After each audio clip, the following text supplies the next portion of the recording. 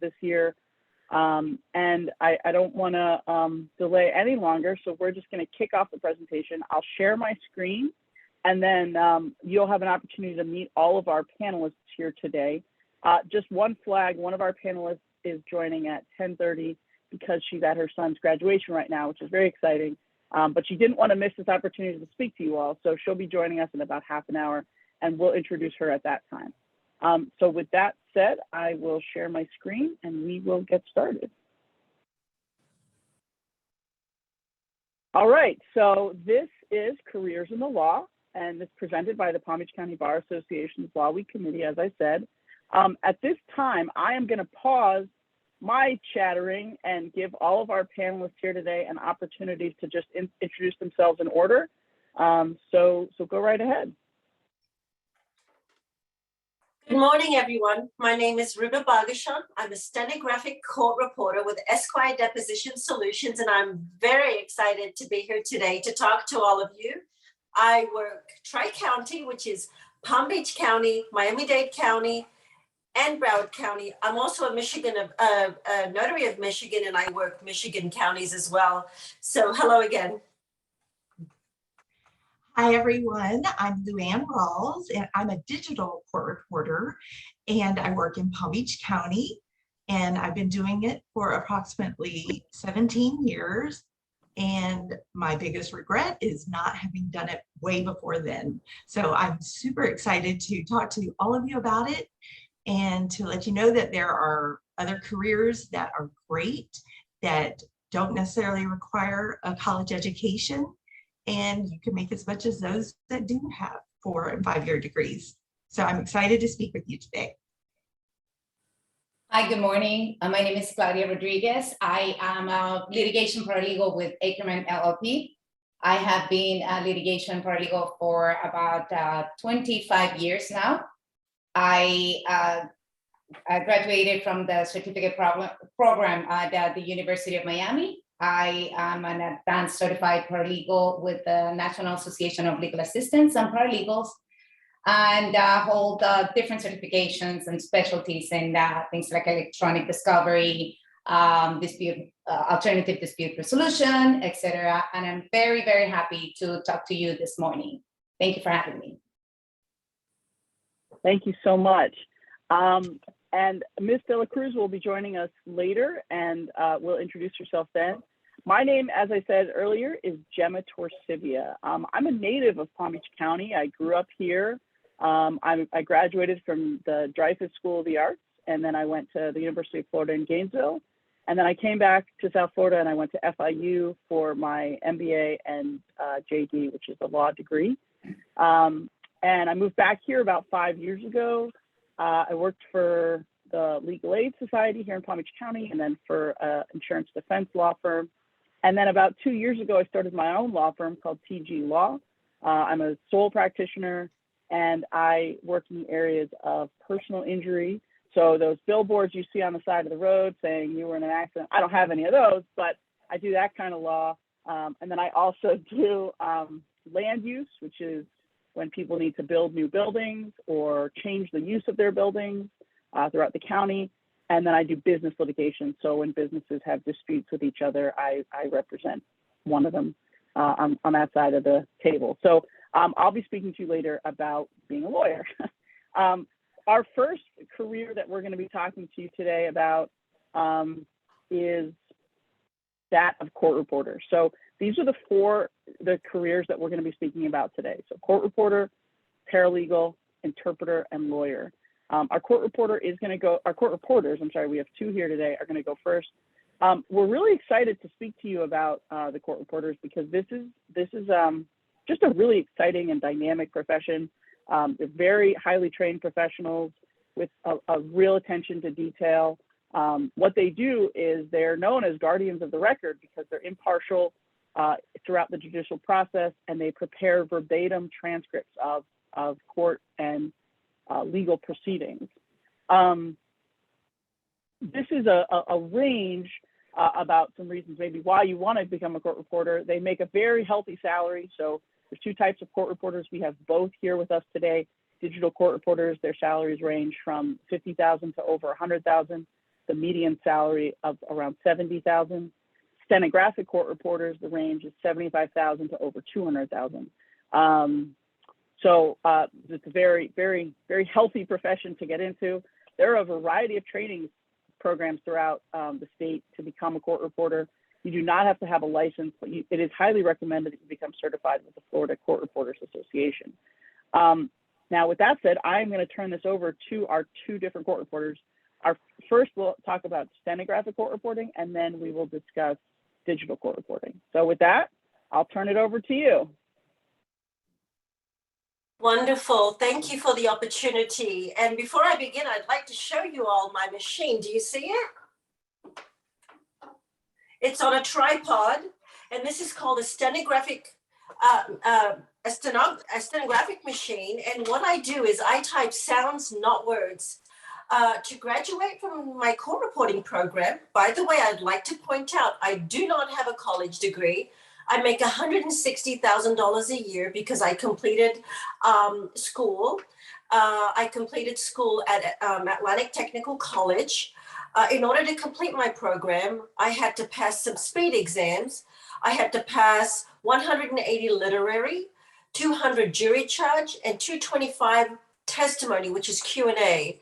And I type sounds, not words. After 9 years of doing this, I can honestly say that I can type up to 300 words a minute on a good day. Of course, I'm not perfect, and I do have a scopist that works with me. I send her my work. She cleans it up, sends it right back. I love my job. I work for myself. I don't have a boss, and that is exciting. I accept the types of jobs that I like. I reject the types of jobs that I don't like.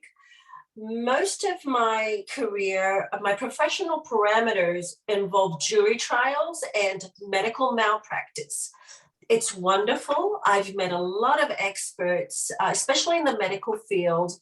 I work with a lot of expert oncologists, expert neurologists, expert engineers. So I meet the cream of the crop, which is so awesome. And while they're talking, I do something like this. And on my machine, and my job is to get everything down. My first year out of court reporting school, I made $100,000. After 9 years, I'm making $160,000, and there's still room for improvement. So that's very exciting. I wonder if I can answer some questions. Are there any questions? I do actually have a question that we received, if it's okay, before we started. Why did you choose to become a court reporter? What was the path that led you to this career? That is an excellent question. And actually, the reason I'm here today is to answer that question. I was divorced after 10 years of marriage, and I realized after my divorce that I did not have a skill. I did not have something to sustain me outside of my marriage. So I was just racking my brain trying to figure out what can I do to sustain myself now that I'm single and I have 2 children. I went to the Atlantic Technical College, and that's how I found out about court reporting. Did I go off topic? What was the question again? Just why did you become a court reporter, and what led you to this path? So I think that's, yes. I mean, I think you've answered it. Let me ask, can you tell us a little bit about the training that you had to do to become a court reporter? Yes, I went to Atlantic Technical College for 3.5 years. It was training that involved medical terminology, legal terminology, and just speed exams. I had to pass over 200 speed exams to do this. It's not impossible. It is possible. There is a big dropout rate, but no pain, no gain. So you're going to be learning a lot of legal terminology, medical terminology. You're going to be exposed to criminal cases, civil cases.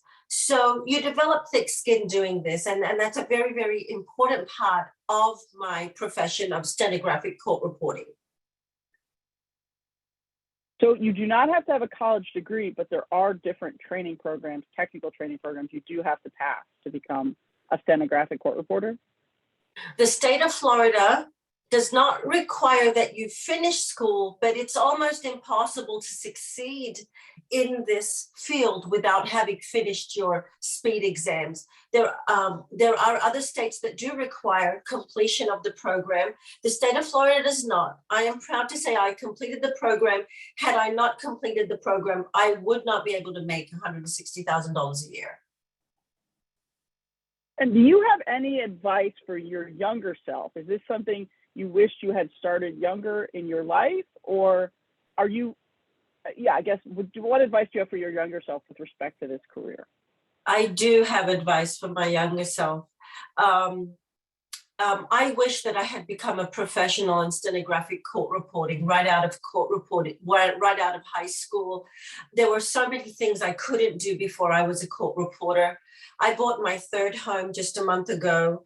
I am financially independent. I have 2 children. The reason I wish that I had started this out of high school is because I really couldn't sustain myself without having gone through this program and having gone through this professional route. I'm very grateful that eventually I was led to this path. But if I had a choice to do it from high school, I would, because of the financial freedom that it has offered me. Well, thank you so much. This has been very helpful. We are now going to talk to a digital court reporter. And so, Ms. Rawls, I'll turn it over to you. Okay, I am so excited to be here again. My name is Luann Rawls, and I've been a digital court reporter for about 17 years now. And again, I will reiterate, my one regret is not having started this sooner, right out of high school. So I'm going to just give you a little bit of a comparison of a stenographic court reporter and a digital court reporter, but I'm going to do that in just a moment. I just wanted to ask anybody, have you ever watched Law and Order? I know it's a popular TV show and everybody is excited to watch it. And you see how a case begins where they start asking questions of people, maybe they witnessed something or where they were at the time an incident occurred and everything. And then you get to the end of the show where they have come to the conclusion of what really happened and then who did it. Well, that's the exciting thing about being a court reporter, is that you get to hear this type of stuff real time.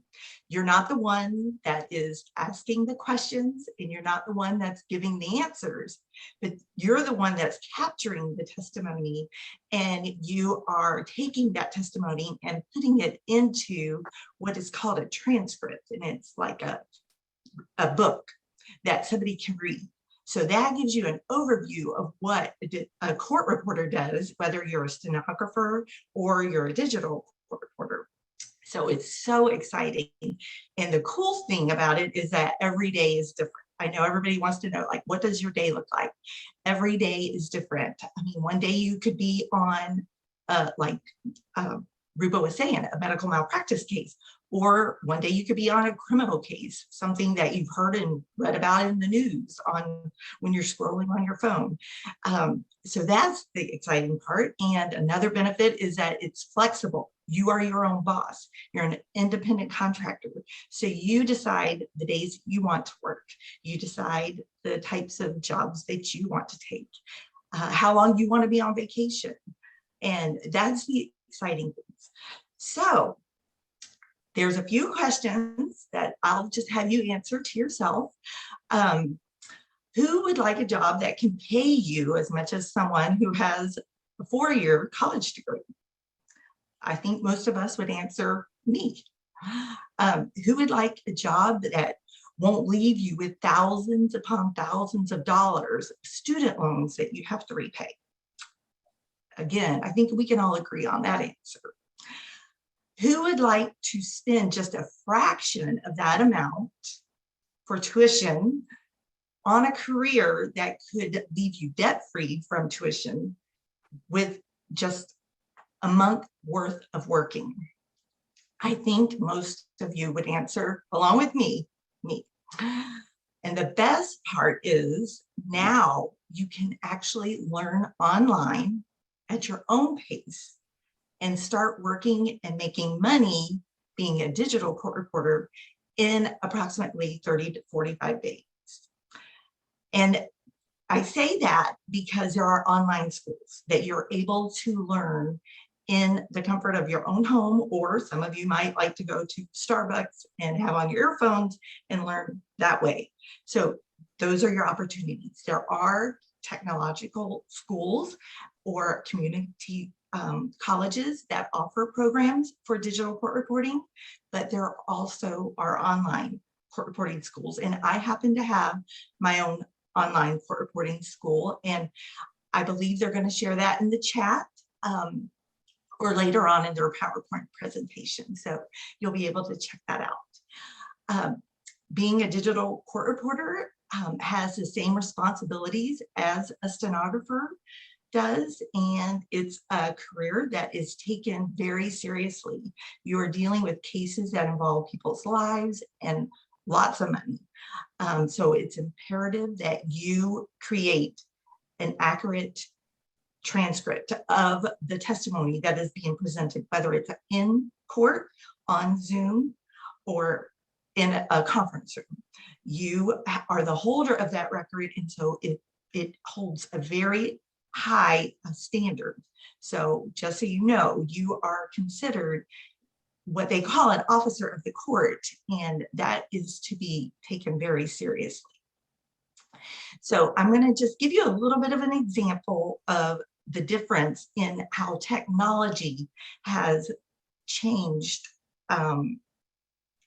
from stenography to digital court reporting over the years. Stenography is wonderful and is going to be around forever, and it's to be very well respected. I respect everybody that is a stenographer, because that's probably something I couldn't do, because I have a hard time with hearing and translating into kind of a different type of language. But what digital court reporting is you use your laptop computer and you use shortcuts, more like what you see when you are doing your texting on your telephones. And I know you as high schoolers, all of you probably have a cell phone. And when you're texting, you see how it anticipates what you're saying. So that is what digital court reporting is about. So you don't have to spend thousands of hours learning a new language. It is something that has progressed and has evolved over time through technological advancements through the years. So that is where digital court reporting comes into play. And again, there are many schools that are online that do that and teach that. And we do have a national certification that's through an organization that's called the AAERT. And so we recommend that you get certified. It's not a requirement for Florida, but some states do require it. So in general, we recommend it so that everybody has that, that certification, and it shows everybody that we have gone through that intensive training. Now, our training may not take years.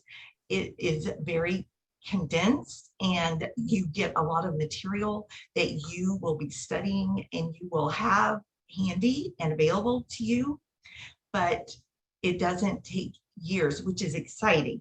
You can do it for a fraction of the cost, and you can do it for a fraction of the amount of time and make really good money doing it.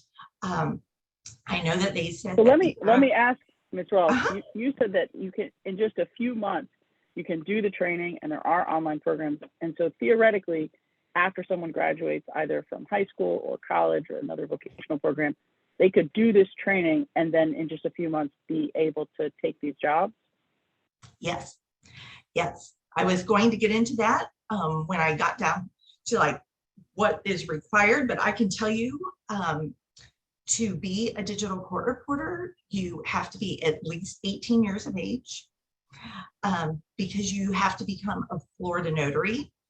Other states have other requirements, so I make sure that everybody checks with their particular states, but we're going to talk about Florida now since we are talking to Florida students. So you have to be 18 years of age and you have to become a notary. So that's one of the requirements for that. And in order to be a notary, you cannot have any kind of criminal background, and you take a 2-hour course for your notary. So those are two important things. And you have to be, somebody has to testify that you are of good character. So those are some of the requirements that it is to become a Florida notary. So once you're a Florida notary, you can take the class, and once, I always advise everybody, make sure you're able to become a Florida notary, apply for your notary, and then while you're waiting, which it takes about 30 days, you are training, you are learning, you are practicing, you are doing all those things in your course. Some courses are longer, but I will tell you there are some courses that are shorter. Mine happens to be a short course, but you get a lot of information and you download a lot of information so you have it handy.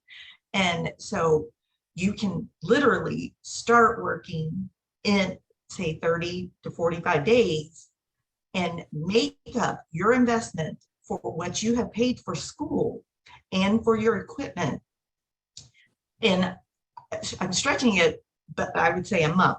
A lot of people have said they have made it back in 1 to 2 weeks. So I will tell you, it is definitely something that you can do. And again, like I said, I wish I would have done it right out of high school. I didn't. I regret that. That's my one regret. It's very Let me ask you a fulfilling. question. Yes. Once you are ready, where would you go to find those jobs? Like where do you look? Do you look at the Okay, very good. Very good question. So I will just tell you, Florida is having an influx of people. So through this pandemic, I will tell you, we were busy before the pandemic because Florida is just a kind of a litigious state, and that's just the way it's always been, and a lot of states are that way, but we're getting an influx of people every day. So that means the more people that are going to come to this state, the more lawsuits. It's just the way it's going to be. It's projected to be that way. It's kind of logic. So digital court reporting really fills a gap of, like we were saying, stenographers don't always, it's great that they're in this class and that they're training and everything, but a lot of people don't necessarily graduate from them because it's hard. It's hard. It would be hard for anybody. It would be certainly hard for me. And even after 17 years, it would be hard for me. Digital court reporter has now come in, and now with this technology advancement is able to fill the gap. So we've learned how training and how it's realistic that you can get to where, with the new technology advancements, be able to be a digital court reporter and start working in that length of time, being trained and start working in that length of time. So it is doable. I have students in my class that do it and love it, and everybody enjoys the money that they're making and are so excited. And I will tell you, a lot of them are graduates from college that have 4 and 5 year degrees and now look back and say, oh my gosh, I'm working not even in a field that I got my degree in, making way more than I thought I was in the degree that I went and spent 4 years in. And I'm so excited every day. So we do have that. So I'll just tell you, bottom line. Let me just drill down sure. a little bit. Where do you get the job? Where, like, is it okay? Where do you get the job? Like a website. Yeah, where do you find the job? Okay, so there you can Your class can recommend and send you to different agencies throughout the state of Florida, or you can look online for openings. So there are many ways, word of mouth. There are people advertising on LinkedIn for digital court reporters. However, I see that a lot of those are governmental jobs and they don't pay necessarily as well as if you're an independent contractor. So there is definitely, when you go through schooling, people contact me every day looking for reporters. So I now know there are agencies to send them to. So there are people that would be contacting technical schools or community colleges that offer this program that will So be it's able pretty to, easy to get the job once you have the yes, training. there is definitely Ms. jobs Bargashon, I available. want to pivot back to you. Do you agree for stenographic court reporting? Once you're trained, is it easy to find those jobs? Are you addressing me? Yes. Oh, okay. So you have to earn your respect in your profession. Once you've registered with the different agencies, and you can register with as many agencies as you want, you have to deliver your transcripts on time. You have to be highly professional, and you have to respect the people you're working with. And if you do deliver transcripts on time, you respect the doctors and the lawyers, arrive to your jobs on time, yes, it is extremely easy to get work. Actually, the digital reporter and I turn down jobs almost every day. Yes. So once you've earned respect and you do your job well, yes, it's extremely easy. Okay, And well, I I agree with, want to thank you both so much. Oh, I'm sorry, Ms. Ross, go ahead. Thank you. I just wanted to just end with the cost to become a digital court reporter for equipment and the class. You could start with like $2,000. The length of the time of the course is self-paced if you do an online course, and it depends on how motivated you are. Interning would be definitely recommended, and I would say within an agency, they will ask for you to intern for a minimum of a couple of weeks. And then your income depends again on your motivation. If you want to work as much as you want to work, you're going to make a lot more than those that just want to work when they want, after they go to the beach, or, in the afternoon they want to go to the beach. So it really depends on your motivation. You can make as much money as you want to. So it depends on availability. And again, respect. How you respect others is how they're going to respect you. And the more respect you get, the more jobs you're going to be requested for, and the more money you're going to make. So it really, there is no limit. The sky's the limit. Yeah, that's exciting. Well, thank you both. Thank you. May both I so add one much. thing, please? May I add just one thing? Yes. I went to school on a Pell Grant. I was a divorcee with no income, and this great country supported me through 3.5 years of schooling. So if you do not have financially able parents, if you are struggling financially, please do not be discouraged. I went to school on a Pell Grant. There's help for you because we belong to an amazing nation. Well, thank you both so much. This is very exciting, and I think this is a really great opportunity for a lot of people to consider. I do want to pivot now to our next profession, which is that of a paralegal. Now, I'm just going to very briefly buzz through this, and then I will turn it over to our amazing paralegal here that we have with us today. There is always a high degree of growth expected in the world of paralegal, and as an attorney, I can tell you, paralegals are worth their weight in gold. So they're very, very valuable to lawyers and in the legal profession. The average salary throughout Florida in 2019 for paralegals was $51,000. Although experienced paralegals, once you've been working with lawyers or for law firms, you can earn between $70,000 and $90,000 a year. So it's a very good salary, and most paralegals are employees. Then obviously this talks about the certain metro areas, they do earn more. How do you become a paralegal? This sort of goes over how you become a paralegal, but I'm actually going to turn it over to Ms. Rodriguez and let her talk about her work as a paralegal, how you can become a paralegal, and how she became a paralegal. Ms. Rodriguez. Well, thank you so much for having me this morning. As I was saying when we joined in the call, I have been a litigation paralegal for about 25 years. And the way that most people become paralegals is they would attend a paralegal program. Number one, that's one way. It does not have to be a college degree. As a matter of fact, most attorneys, I understand, prefer a paralegal who has graduated from a certificate program, because the education is more specialized, is targeted to the specific tasks that you perform on a day-to-day basis.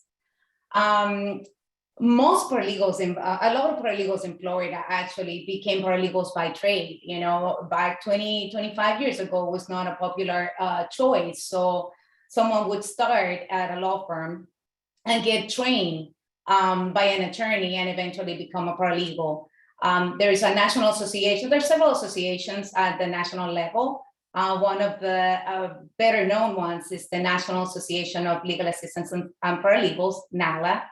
And you can become certified with them by taking a test. It's a very rigorous test. It's a 2-day test, actually. It has a 40% passing rate, but you do not need a college degree to take it. You can just self-study.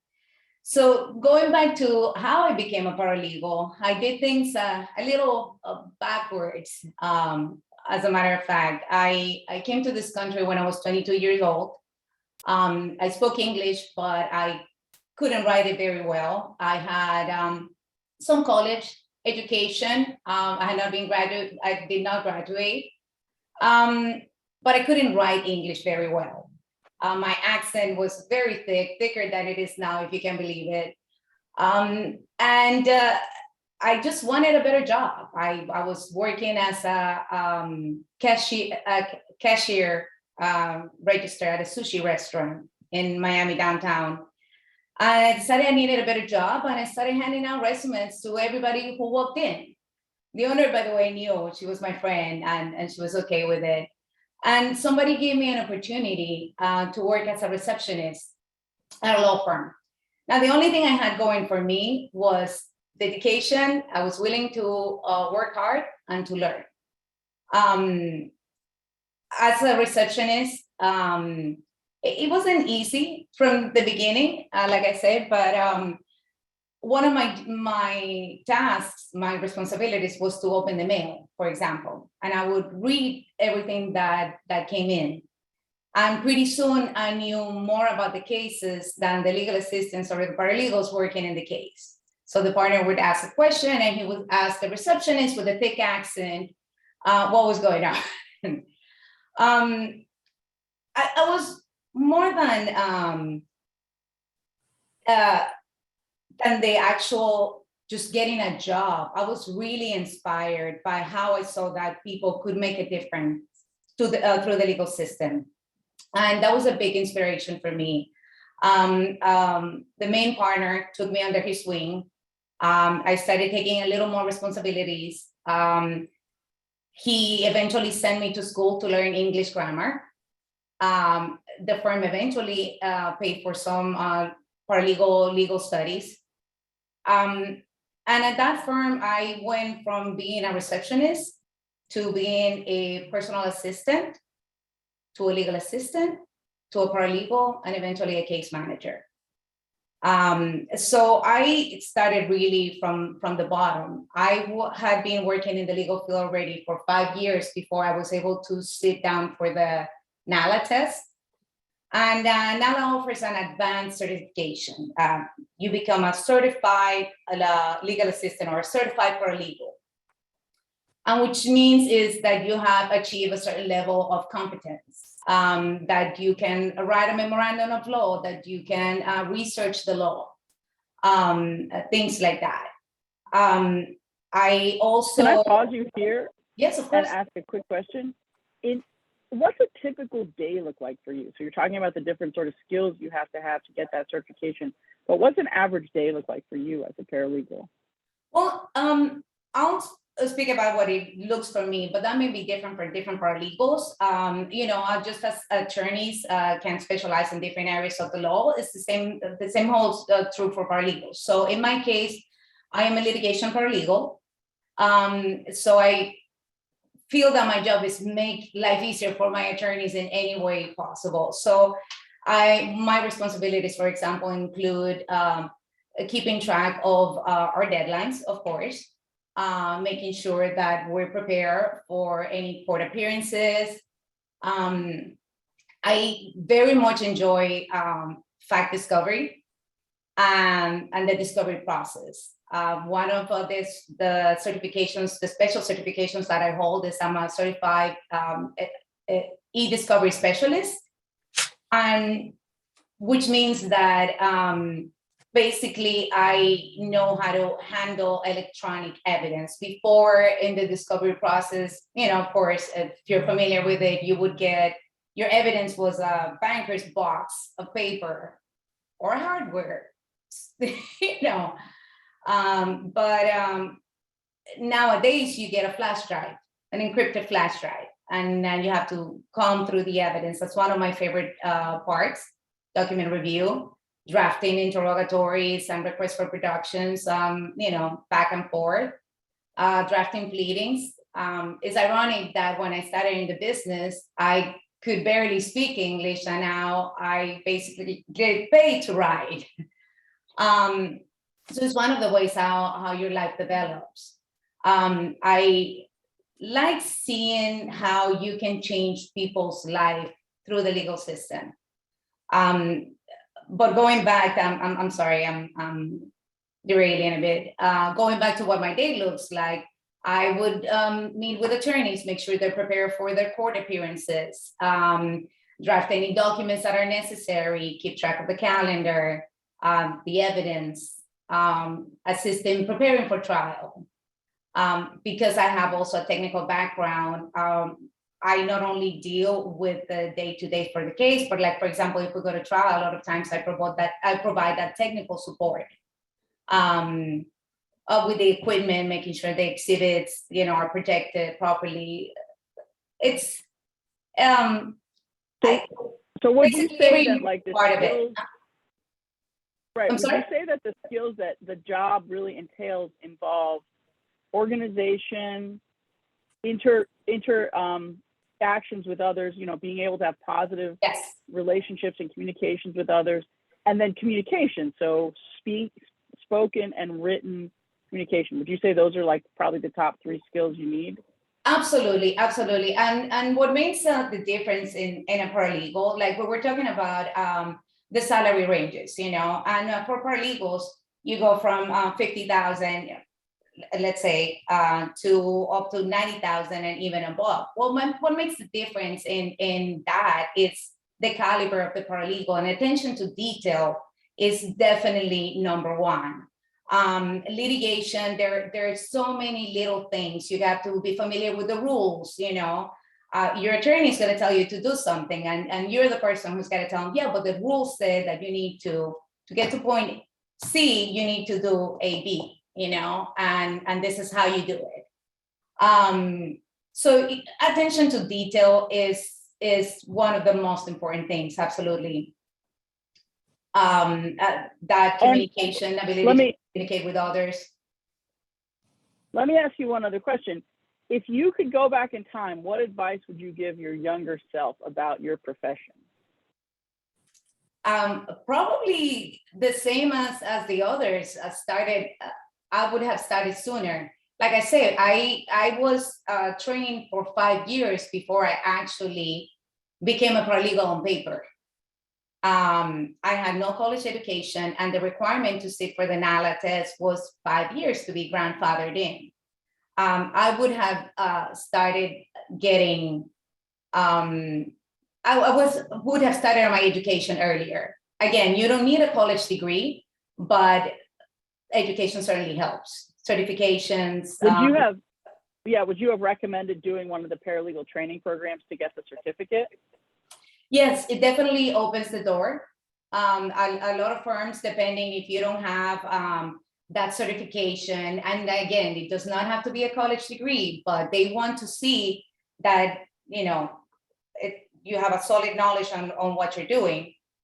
I would have started on my certification earlier, for sure. Well, thank you so much. Do you have any last minute tips for our students here today? I would say no matter which career you choose, difference is always going to make how much dedication and time you put in it. They always says the reward for good work is more work. As a paralegal, again, in 25 years, I've been blessed to being able to work with very interesting cases, and it never fails. If you do good work, if you are detail oriented, if you are dedicated, if you try to do your best, but try to get better at what you do. In 25 years, I continue to learn something new every single day, from people that are above me, from attorneys, and then from staff, from my peers. So never stop learning, and just keep trying to better yourself every day. Thank you so much. We really appreciate you talking to us today about the profession of paralegal. I think this is a really good opportunity for a lot of people to pursue. So thank you. The next thing we want to talk about is that of the job and profession of interpreter. And we do have Ms. De La Cruz, who's joined us here today. Ms. De La Cruz, if you don't mind, I will give you an opportunity to introduce yourself, and then I'd love if you could talk to us a little bit about the work of an interpreter. Sure. Good morning, everyone, and thank you for having me here today. My name is Karina De La Cruz, and I am an interpreter with Horizon Legal Solutions. We provide interpreters nationwide, and we have over 175 languages. The role of an interpreter is to facilitate communication between people, to break language barriers. That's really our role. As you guys can see, I'm in the car right now because interpreters go from one assignment to the other.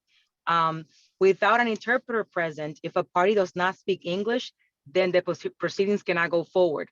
So that of the job of a court reporter, the lawyer's job, would not be possible if a party to a case, the testimony is being taken and an interpreter is not present. So the interpreter's role in the legal proceedings is essential.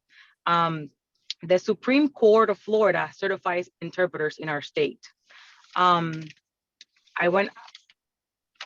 other thing, there's also translators. A lot of people get interpreters and translators mixed up.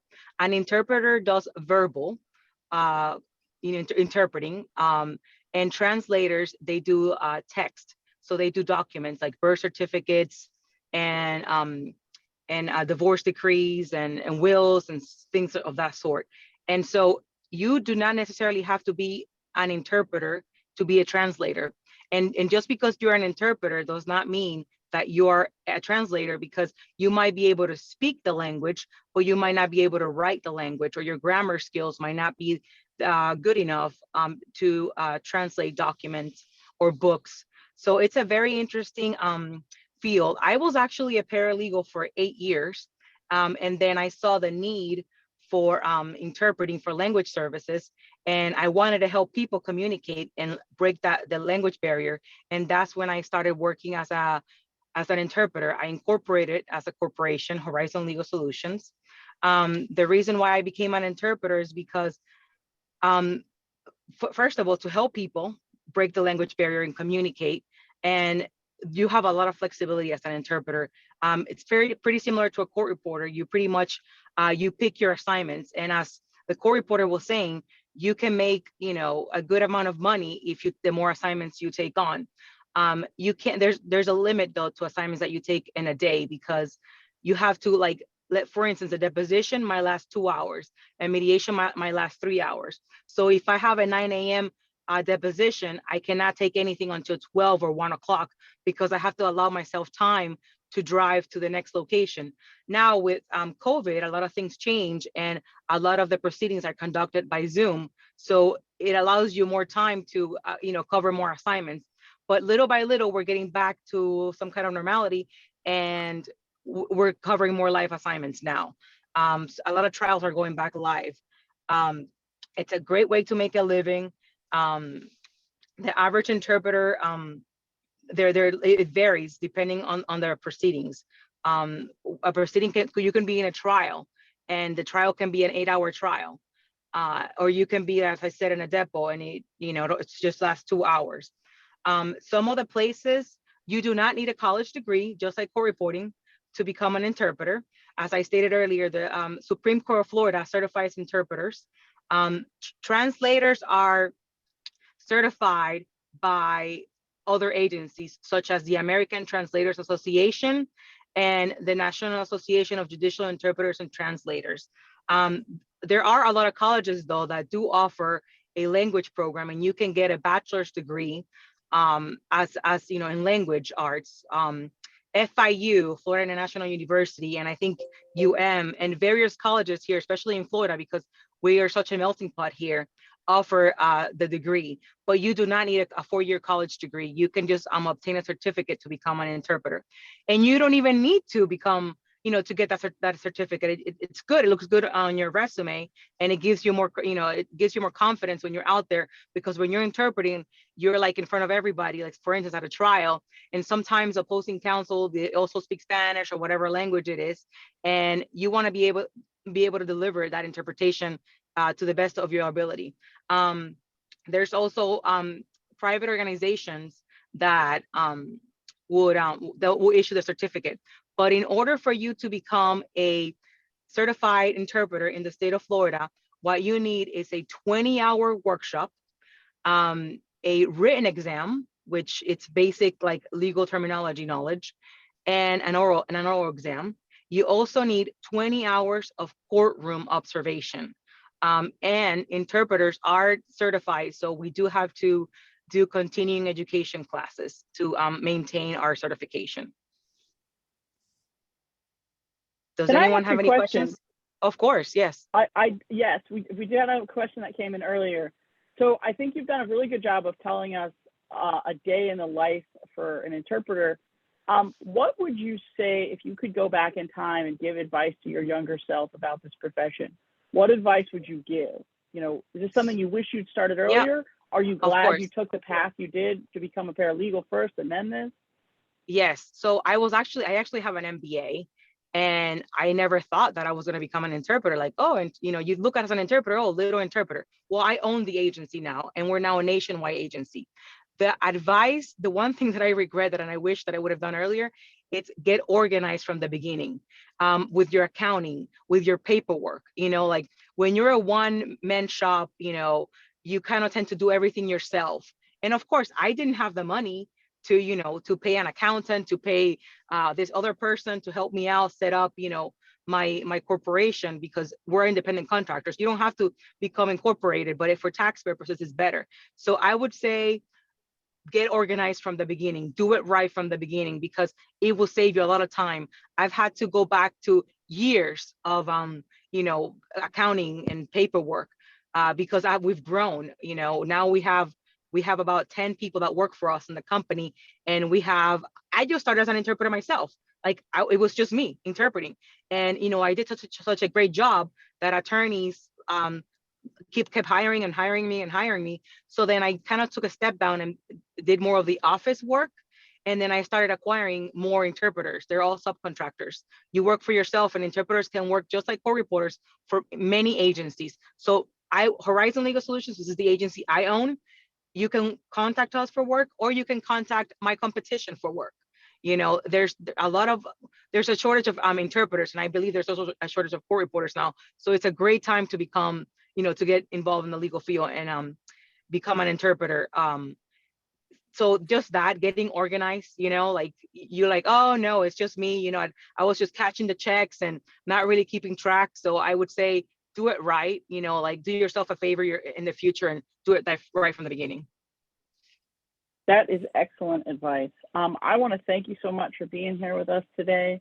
I think this is a really exciting opportunity for young people to pursue, particularly if they have an interest in language or they're a native speaker. So I just want to thank you so much. Thank you. With that, we're going to move on to the last job, which is lawyer. And I will be brief. I know we're coming up to the end here. Before I start talk about lawyer, I just want to thank everyone else, all the other professionals here with us today for being here. You guys have really been tremendous. And I will tell you, as an attorney, we could not do what we do without all of you. So, and all of the work that you're in your professions that you do. So you really are an integral part of the legal system. And I think it's really great to be able to talk about the different careers in the law, because I think a lot of times people just think about lawyers. With that said, I'll talk to you a little bit about being a lawyer. Being a lawyer was not my first job. This is actually my third career. I started as a high school teacher in Miami, and then I worked in government for a good amount of time, and then I became an attorney not till I was about 30. So, well, actually I started law school when I was about 30. Became an attorney later. So, you know, a lot of times people take different paths to being a lawyer. Some people go right out of college, right to law school. Some people go later in life. I ended up working full time and going to law school at night, which is difficult, but, you know, certainly helps financially. Law school is not free or cheap. The average annual salary for Florida lawyers in 2018 was $128,000. There's a real range for lawyers, I will tell you, with how much you make. If you work for, you know, the state or a nonprofit, you're going to be on the lower end, $50,000, $60,000 a year. But if you work for private law firms or you work for yourself, you can make a lot more money. If you're a partner in a law firm, your salary will be $150,000 a year or higher, particularly as you get more and more experience. So there's a real range based on the work that you do. And some people are very passionate about the work they do, and they love to work for a nonprofit, and they're willing to take a lower salary because of that. Other lawyers obviously work for bigger firms because they love it, or because they're very focused on, obviously, on earning a lot of money. To become an attorney, there are a lot of requirements. You have to graduate high school. You have to attend and graduate from college. You have to take the LSAT, which is a test. So, you know, to get into college, you take the SAT or the ACT. To get into law school, you take the LSAT. Then you have to attend and graduate from an ABA accredited law school. We strongly recommend that you take high school courses that are required for admission to college to ensure that you maximize your high school opportunity and your ability to be successful in college. You want to focus on courses in high school and college that develop your ability to read and write precisely. That's probably the two most important skills for a lawyer. Language is the tool of the lawyer. It's what we do all day, every day, is talk and write. It's really the bulk of what we do. So any writing course or debate course will definitely add value to you as an attorney and to your career. Law school costs vary greatly. Average tuition, this was a while ago, but debt for most law students for their 3 years of law school is around $127,000 for private school students and $88,000 for public school students. It's a little higher now. There are scholarships available and tuition discounts. Obviously, there are other costs. So again, that is why some lawyers do work and then go to school at night, which takes a little bit longer. But you can also go to school during the day and have a part-time job. A lot of law firms hire interns who are law students or clerks who are law students, so they can earn some money while they're in law school. Once you graduate law school, you get a JD. In order to represent clients in the state of Florida, you must pass the Florida Bar Exam and the Florida Board of Bar Examiners Character and Fitness Investigation. You cannot practice law in the state of Florida or any state unless you graduate from law school and pass the bar in your state and you're licensed by your state. I would say the most important advice I would give to young people is the actions and conduct that you have in high school, college, and law school can have a profound impact on your ability to be an attorney. So if you ultimately have a dream of being an attorney, it is very important that even as a young person, you are very mindful of every action you take, and you are very careful to not ever get in trouble. I'm not saying that getting in trouble would prevent you from ever becoming an attorney, but there are some types of trouble that will prevent you from ever becoming an attorney, and there are some types of trouble that will make it much more complicated, lengthy, and expensive to become an attorney. A good example of that is if you have a DUI. Depending on that DUI, it can either prevent you from becoming an attorney, or you might be able to become an attorney, but you likely will have to hire an attorney to defend you as you pursue your license. You'll likely have to demonstrate to the Florida Board of Bar Examiners Character and Fitness Committee that you have exhibited skills that would demonstrate you won't behave like that in the future. Lawyers are officers of the court. We have a lot of responsibility, and we take a very sacred oath. And so it's very important that you demonstrate in your life that you have the character and fitness and the conduct and the ability to be a lawyer. And part of the reason is because when people come to lawyers, they come to us almost always on the worst days of their lives. You don't come to a lawyer on the best day of your life. You come because you're having a problem. You've had a death, you've had a car accident, you've had a bad experience with a medical provider. And so people that come to us are often in great need. And it's important that you are there to not only assist them, but to help safeguard them and protect them during this time. And so it's important that as an attorney, you have a high degree of professionalism and ethics because of the work that we do and because of the role that we have in people's lives, and particularly in the toughest times in people's lives. So that's my best advice for young people. Be very careful. Don't make bad decisions. If you see people making bad decisions, do not participate. Go the other way. Don't go in the house. Don't go in the party. Don't drink and drive. Just be very, very careful. I know I'm hitting on this really hard, but I've seen a lot of people go to law school, and then when they go to apply to become an attorney, they find out they can't, or they find out they're going to have to spend a lot of money and a lot of time to become an attorney after all that work that they've already put in. So with that, we are at the end of our presentation here. I just want to see if anyone has any last minute questions. You can send them in now, and we'll go over them. But if not, we've hit the 11 a.m. hour. I want to thank our panelists so much for being here today. We're so grateful for the work that you do every day for the legal community, and also for the time that you've taken today to speak to the high school students here in Palm Beach County about the different careers in the law that are available to them. Give it one more second. But with that, I don't see any last minute questions coming in. Thank you all so much for being here. We really appreciate it. And to our attendees and viewers, thank you so much for being a part of this. I hope that we've taught you about some new and interesting professions that you might want to pursue. And we're very grateful that you were able to join us here today. Thank you so much. Thank you all. Thank you. Thank you. Bye now. Bye-bye.